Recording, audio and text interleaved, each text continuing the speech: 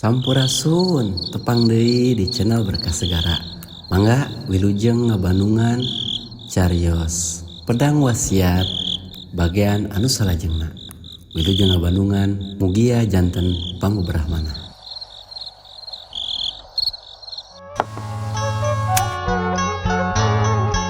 Assalamualaikum warahmatullahi wabarakatuh.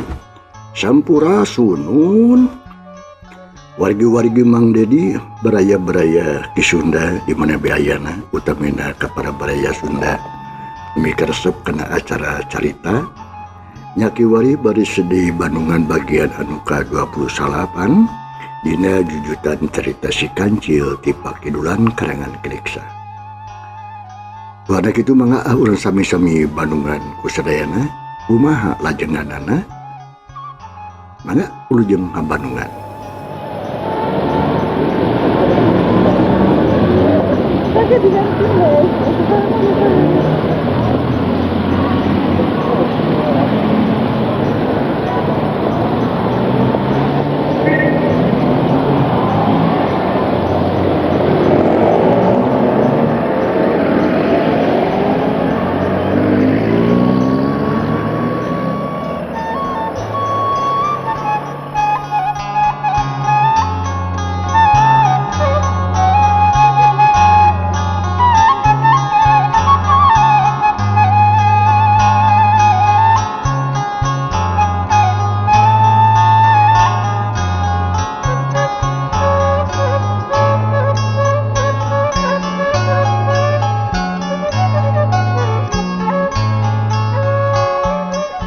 Keayaan alam kota Bandung harita alias daya Bandung urang leuwih kira-kira jam 4 sore anu kaluar harita dina hiji bemo tayalian anu kaluar teh Parohman Mang Asam jeung Ki Sarpa kalawan teu micenan waktu di atuh Parohman jeung Mang Asam katut Ki Sarpa langsung ngajugjug ka toko jalanat di jalan teromong jeung teu ayana naon go kanu dituju kasampak teh nyawe aya duaan anu ngajaran tuh di jero toko bari jeung ting pelanyun udud geuningan tuh nya aya duaan ceuk Parohman ngaharewos ka Ki Sarpa jeung ka Mang Asam. Aduh bade kumaha ayeuna Bapak ceuk Mang Asam deui keun urang tanya heula. Nah rek naon cenah mun manehna ngayakeun tindakan anu teu sopan jeung kasar tewak sakalian. Heun lah datos sayogi Bapak ceuk Mang Asam deui pus tiluan ka jero toko atuh mun dicuringhak si Somet jeung si Peci teh. Sabab aya nu datang tiluan duanana ngarasa curiga bisi Parohman atuh mawa balad jeung duana narangtung bari jeung taki-taki. Pok si Somed harita ngomong, "Dah geni datang. Kunaon anjeun teh Rohman? Arek ngamaenkeun ka kami. Awas ya, montong macam-macam gaing. Mana duit?" Tenang, isilah. Nah, batu bisa leuleuy ngomong teh cik atuh. Simboga tata krama hirup teh. Cek Bapak Rohman tatang ayeuna mah. Sabab ngarasa reug-reug da aya balad. Aing ge moal loba omong, lamun maneh nyumponan janji kalawan bener. Mati mah kumaha nyiksa deureu. Nungguan toko kalakan kalah lain ngomong rek neangan duit. Kalakang ngalalap di mangkluk teh. Anak itu mah ngamaenkeun tah ka aing teh. Sabab ditagih ka imah nitah ka toko, ditagih ka toko ieu. Kumaha teh? Cek si Somed meak-meakeun nyarekan laknak dasar ka Pasoman. Rek naon atuh anjeun teh ka dieu? Pak Rohman melotot. Kura-kura dalam perahu sia. Hayang dikieu ku aing. Cek si Somed bari jeung ngacuang kerah baju. Pak Rohman ditontak bari jeung melotot. Aduh, ampun. Pak Rohman teu buru ngarasa reuas. Jantung asa copok beungeut na sepak koneas. Tapi tika nyahoan ngan sakilat Ki Sarpa jileung luncat. Hiuk. Wow! Jebrot atuh nampiring ka si Somed. Lengak dayagna gedung tonggongna adek kana tihang toko.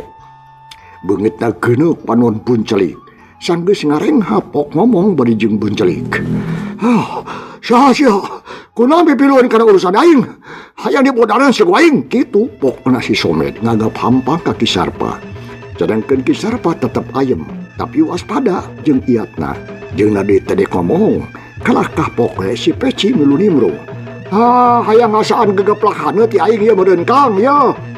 Akan busia si Peci. Geun si Rohmadku akangnya dibobok ieu. Beres lah, seret. Si Peci nyebut Pesobalati tina jeroeun bajuna. Barang arek ditusukkeun atuh kana beuteung Ki Sarpa.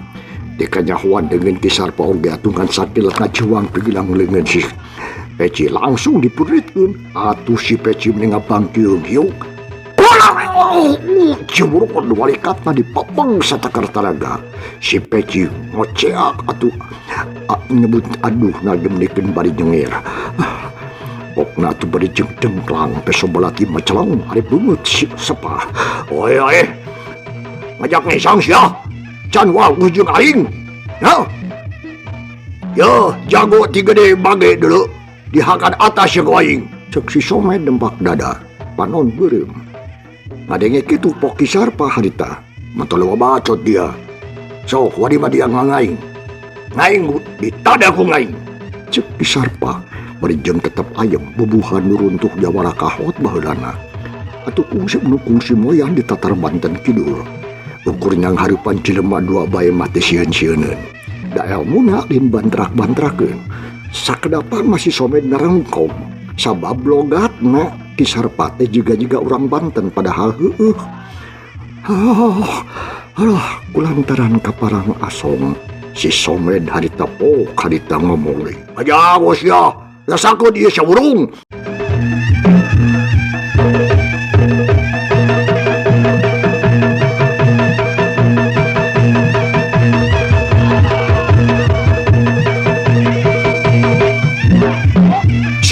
Si Somed bumbu ka Ki Sarpa.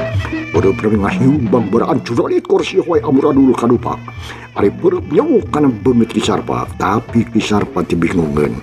Darmasa narima serangan kitu bae mah. Hampangeun pisan keur manehna mah. Teu kudu ngarebah kuda-kuda beureup ditadah atuh ku leungeun katuhu. Karawak dicekrop agung ragatak. Sada atot karekat. Sada tulang ramu anu paroto.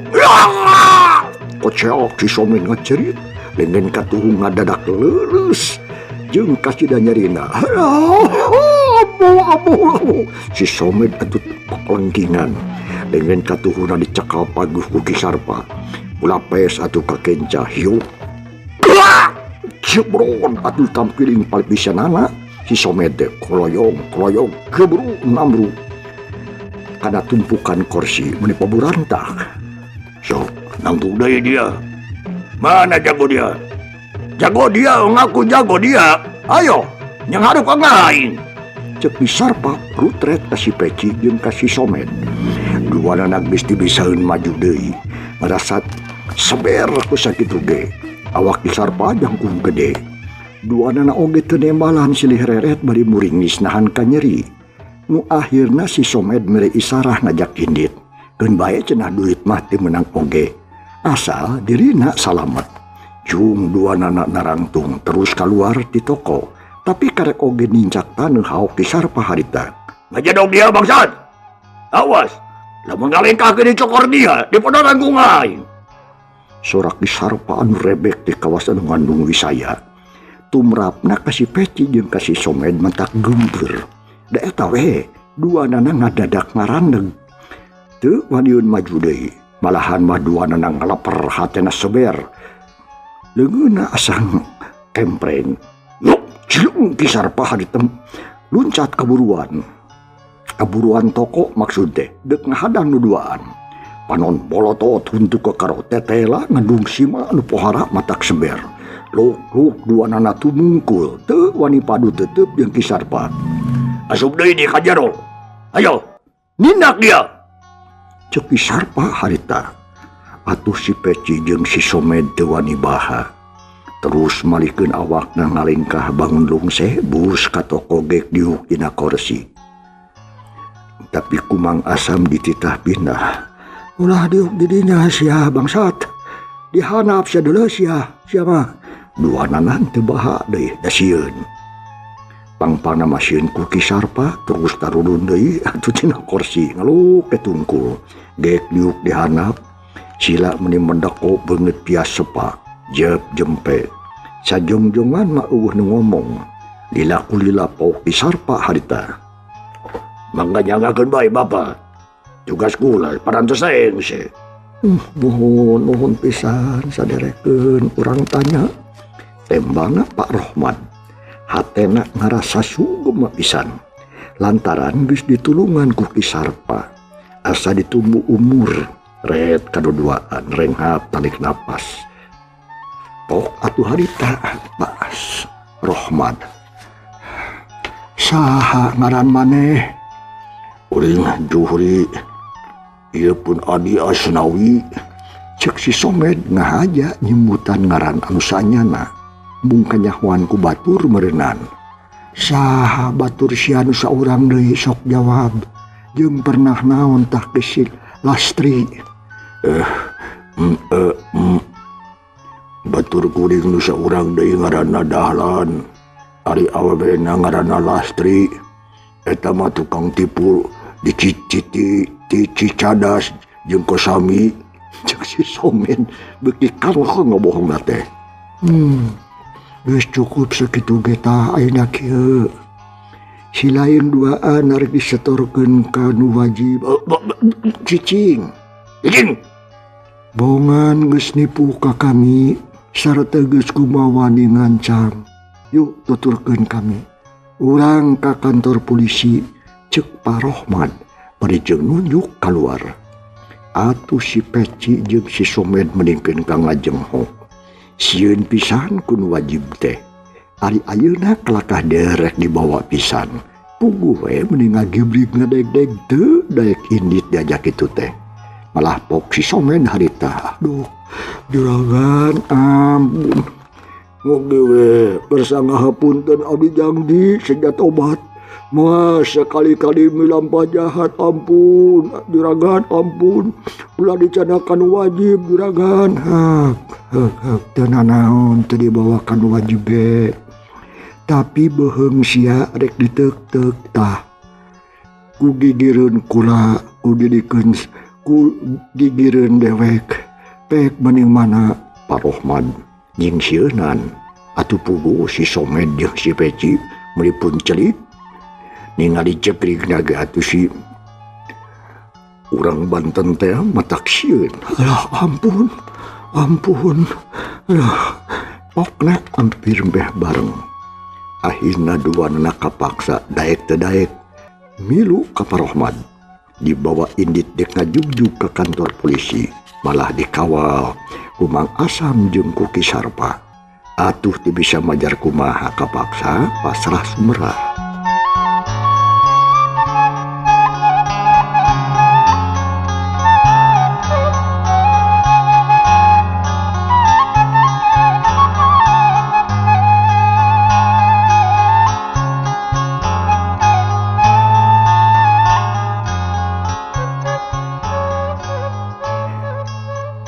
Teka catul lila di jalan urang kocam geus tepi berenang.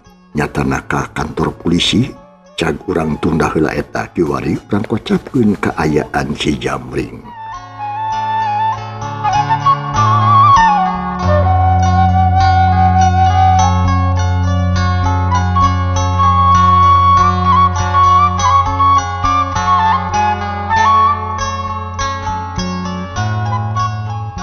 Ditinggalkeun anak buahana nyatana ku si Somed jeung si Peci maneh namanya antibra saretna teh nepikeun ka kerek-kerek we meni nyegrek kitu teh mah pantes sabab peutingna tara kurang sare pagaweanna ngagubreg we atuh di tempat pangaduan ngalajur nafsu umbar amarah jeung kahayang teu bisa ngadalikeun diri ari ti weurang hees nyegrek kawas kalong.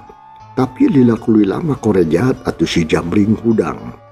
Kawas anu rewas kapangaruhan ku impian goreng. Terus gigisik beri cungar cengir kawas doma jalu kerengat ngasin. Terus nangtu beri jajarik jugan. Dah berang ieu teh geuning. Rasan aing subuh. Dah aya ngimpi mana sieun-sieun teuing. Mun asa aing.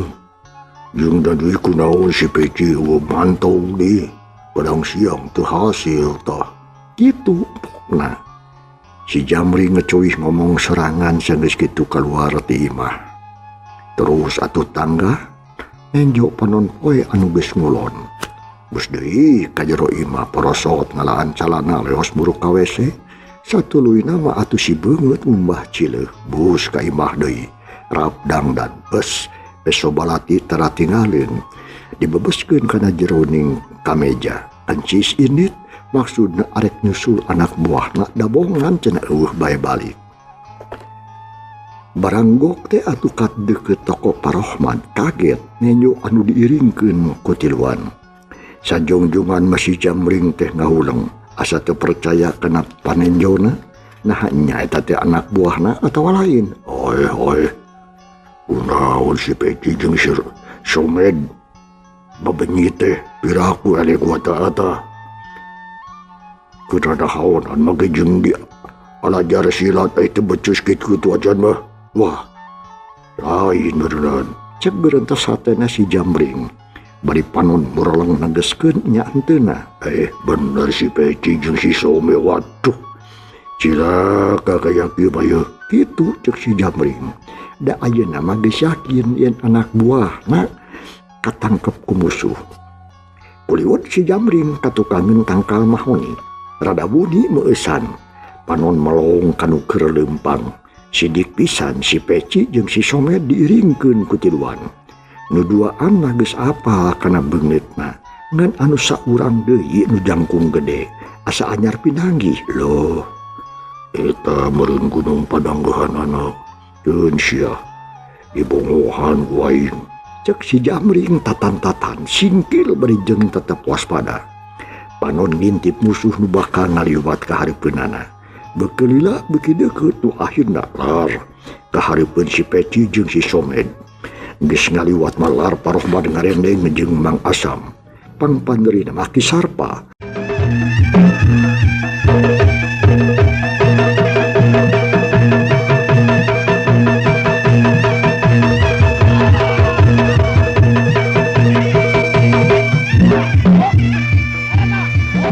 Si Jamring muncap dina panyemputan langsung ngirimkeun tenggelan anu matak ngatini di arah teh pundukna Ki Sarpa tapi edas kebrus tilu harita teh si Somed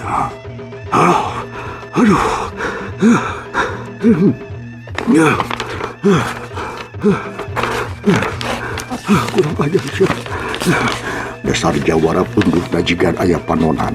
Ari sabab atuh geus ngaji aji pirasat angin tenggelan atuh geus cukup pikeun nganyahokeun di mana datangna musuh.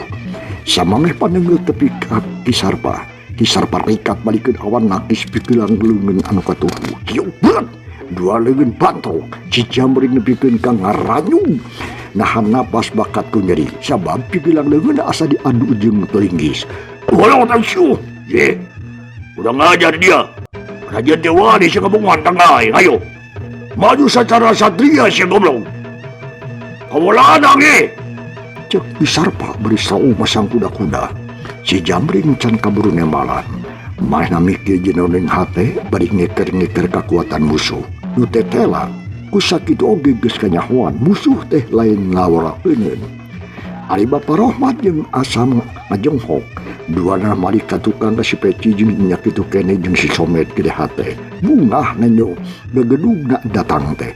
Cilong-cilong atuh duana loncatan ngadeuketan ka si Jamring. Kawas anu minta panyalidungan. Je, kenal dia yang moda dia. Cek Ki Sarpa bari jeung kekerot. Bakat ku ambek meureun. Sabab nenjo dua tawanan laluncat ngadeuketan ka baladna.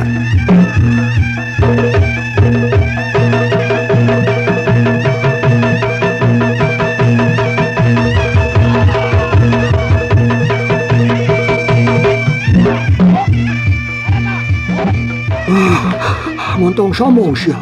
Tilu lawan hiji mah sia. Wanian deh, sok maju sia. Cek si Somed kalah nantang. Wawanana bijil. Beda eta meureun aya si Jamring atuh puguh ki Sarpa menika karotahan amarah. Ari si Jamring bunga, sababna nyo anak buahna geus aya tukangeun duanana. Siapa itu euy? Tamim dadana si Rohmad. Malah tedekeun mayar ayeuna mayu. Da eta boga gunung pananggehan. Hajar Kang, hajar tuman. Cek si Somed hadita beri jeung nuluh kana beungeut ki Sarpa. Deunah urang tempesan huluna ku aing. Sia lebihkeun ka segede pedes sarta manatana anger. Sidang rasakeun kumaha paiteuheurna jadi tameng dada. Cek si Jamring sompral pisan. Ngadenge omongan kitu ki Sarpa ge ngaburingkal nafsuna bijil. Tuh, kecerot gitu terus raw masang kuda-kuda. Kalawan terba omong siap rajang atuh lir banteng bayangan. Ya jelung atuh hari teh Jamring ningkah berijing nagis. Berat, waduh kocak atuh leungeunna potong. Diadu jeung leungeun ki Sarpa. Hiuk. Belum, jengkang, gebru, tilu musuhna namru. Aya nu bisa walakaya dina waktu anu sakecep, sakicep cepetna. Tilu musuh geus ngajoprak bari jeung aduk songko. Kabeh kabeunangan ku ki Sarpa. Da eta Bapak Rohmad jeung Mang Asam colohok bengong. Teu nyana geuning ki Sarpa teh sakitu kesitna. Gerakanana teh katuturkeun ku panon biasa. Sabot ngiceup tulu musuh ngejah joprak kabeh. Ciu di Sarpa ajeg deui nahan napas bari ka kerot huntu panon molotot kanu tiluan. Ilalila pok ngomong munikeun ka heuras bedas. Udah dia. Ari aya kawani mah ayo maju jeung aing. Cek di Sarpa. Eueuh nu malire hadita mah tiluan oge anger ngajoprak. Sakujurning awakna nyareri. Sirah lieur panon asa ting radiak ting buri nyai. Si Jamring atuh ngarasa saberaha teh lantaran geus tetela musuh udah anu hiji mah lain nawalneun manehna geuningan. Hebat pisan tetela ki Sarpa teh lain jago samania. Cek Bapak Rohmad ka Mang Astam. Hatena ngarasa regreng sarta muji kana kahebatan ki Sarpa. Mohon Bapak kalaresane ngabantuan jago teh. Teu kapalang komo lamun gegedugna mah langkung ti kieu, Pak. Cek Mang Asam harita. Ngadenge kitu pok Pak Rohmad harita. Saha gegedugna teh Mang Asam? Si Kancil sun jago pakidulan. Putra pun lanceuk almarhum. Cek Mang Asam bangun anu reueus. Itu kebenaran atuh kumaha ayeuna ye bawa wae ke kantor polisi kitu. Cek Pak Rohmad ingeteun deui kana musuhna. Sumuhun saya nama kitu Bapak Rohmad asa diingetan terus atuh mere isyarat laki Sarpa supaya mawa tilu bangsa teh ka kantor polisi. Sarpa nurut. Nya harita kene oge megat beca satilu-tilu. Hiji beca ditumpakan ku tiluan. Pak Rohmad atuh ngawal si Peci. Mang Asam ngawal si Somed. Si Jamring dikawal ku ki Sarpa. Gereser beca mulu ka kantor polisi. Nu dijugjug teh kantor polisi nu pangdeuketna di Jalan Aman eueuh nanaon. Si Jamring jeung baladna teu wani ngalawan. Lantaran sieun ku ki Sarpa anu geus jelas-jelas lain jago samanea. Barang goko kantor polisi atuh tawanan anu tiluan teu disetorkeun. Sagala rupana anu diterangkeun ku Bapak Somad. Ku polisi dicatat kalawan apik jeung tariti. Itu kaayaan harita. Plus tilu tahanan diasupkeun kana kamar anu make sari gising besi. Atuh puguh si Jamring jeung baladna menengah ulang asa dina alam pangimpian. Menang sajong-jongan anu ngomong cara ricing we jiga anu keuna ku tenung. Ari Bapak Rohman atuh sanggeus rengse aras urusna mah terus amitan. Ngan ku polisi di janjian. Sawaktu-waktu pasti dipanggil pikeun dipenta keteranganana anu leuwih lengkap. Pak Rohman nyanggupan bramulang bareng jeung Ki Sarpa katut Mang Asam. Sugema geus kieu mah asa ngeunah kana hate aman moal aya anu ngahihileudanan, cek Pak Rohman harita ka Mang Asam katut Ki Sarpa.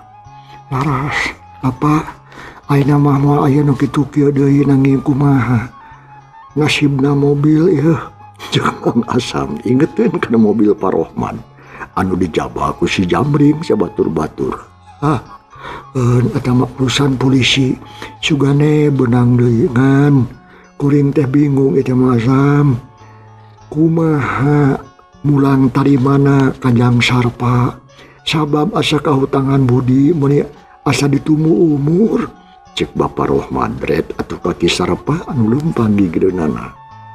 Ya kena suruh demo dan sim kuring mah niatna saja nalungan bah ngarepkeun pamulang tarima hingga anu ditulungan bebas oge dia birang-birang nuhun, cek Ki Sarpa harita bari ngareret ka Pak Rohman. Nya bener nuhun atuh Ki Sarpa sami-sami bapak kitu laleumpang nang ngajugjug ka toko Bapak Rohman. Sanggeus mah tepi atuh kadinya perlu ngobrol si ditukeran pengalaman. Tadi nama can kungsi loba omong itu jeung ieu kawantukeun ku si Somed katut baladna. Ngobrol di barengan ku Sukaseri disambil ku barang dahar udud peting pelenyun. Pokona mah gumbira we. Muji syukur kanu kawasa ku ayana Bapak Rohman bisa bebas tina ancaman anu jarahat.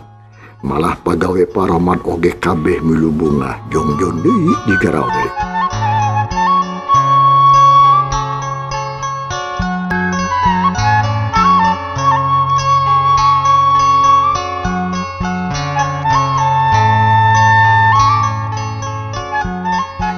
Atuh sanggeusna asak babadamian akhirna Ki Sarpa maamitan we ka Bapak Rohman da moal lila cenah melangkan di lembur.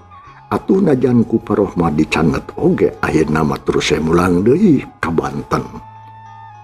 Can urang tunda heula eta ayeuna urang kocapkeun kaayaan di kantor polisi khususna ka si Jamring katut baladna.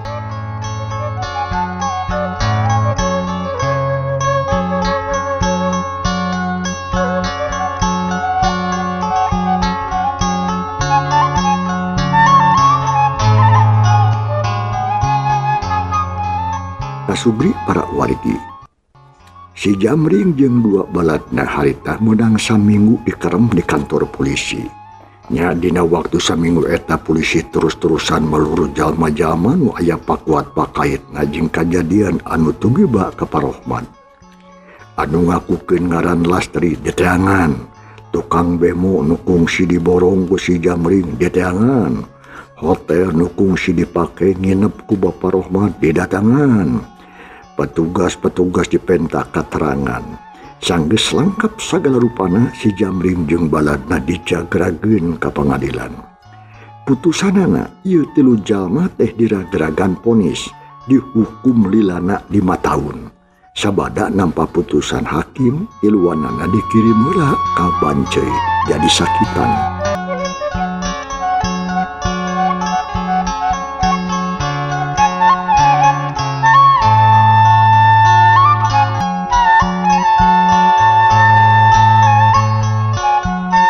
Dan canda carita para kaudang si Jamring geus aya di jero bui, geus jadi warga Obagwe, dihijikeun jeung sakitan-sakitan sejena anu tangtuna oge campur jeung jelema-jelema jahat anu kaparengan katewak sarta ditibanan hukuman penjara. Tapi sanyana mangsa harita mah lain anu jahat wae anu dikerem di bui eta teh. Aya oge para pejuang anu nanduk nindak ka penjajah anu ditewak walana diasupkeun ka Obag campur di dinya pagaliwota jeung sakitan-sakitan sejena.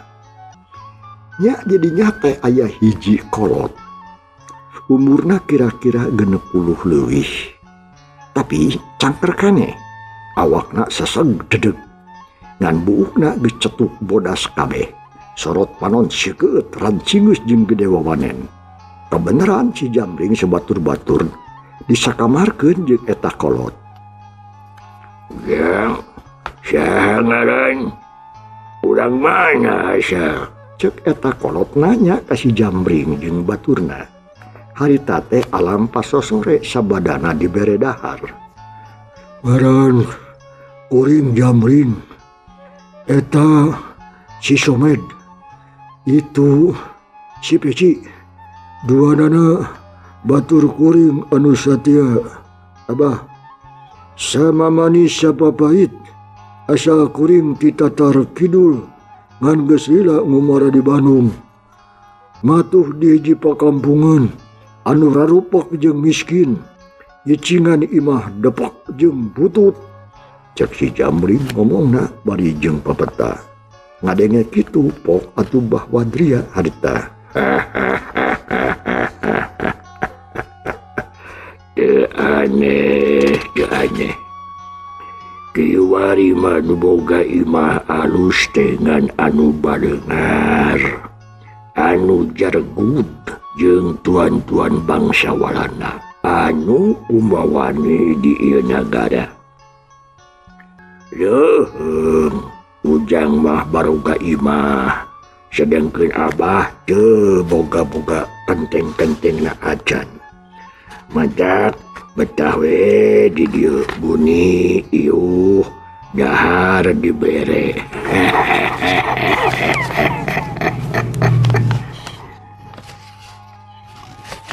Kitu pok-pokana eta si abah bari jeung ngahehe siri. Kawas-kawas anu kumbira we aya di jero bui teh. Si Jambring jeung baturna colohok. Manehna mah sedih cicing di jero bui teh tara biasa. Nah hari eta kolot kelakahnya kakak seri juga nu bunga. Beringan ki bapa mah saha atuh salira teh. Si Jambring malik nanya bari mencerong. Ngaran abah mah Wadria, jago Karawang anu geus kasohor. Di dieu geus 2 bulan betah puguh ge loba batur jeung resep we abah mah. Damun niat kabur nya niat kabur mah babari. Cek eta kolot ngakukeun ngaran Mbah Wadria. Eueuh, utan teh kitu abah. Kumaha atuh mun kuring hayang bebas, hayang incah ti dieu, nyaha bisa nulungan ka kuring abah. Da kuring mah teu betah cicing deui teh bah. Sararumpek hate dah, asa heureut deuleu pondok pengharapan. Cek si Jambring katut si Somed meh bareng ngomongna teh terang-terangan. Ngadenge kitu eta jalma nu katelah Mbah Wadria. Cang para pamirsa, ye carita urang tunda heula. Kumaha atuh lajenganana insyaallah Mang Dedi baris maluruh bagian anu ka-30 dina mangsa tur acara anu sarua. Wana kitu Mang Dedi ngaturkeun nuhun kumaha dupi perhatosanana. Ujang kantun kasadayana. Wassalamualaikum warahmatullahi wabarakatuh.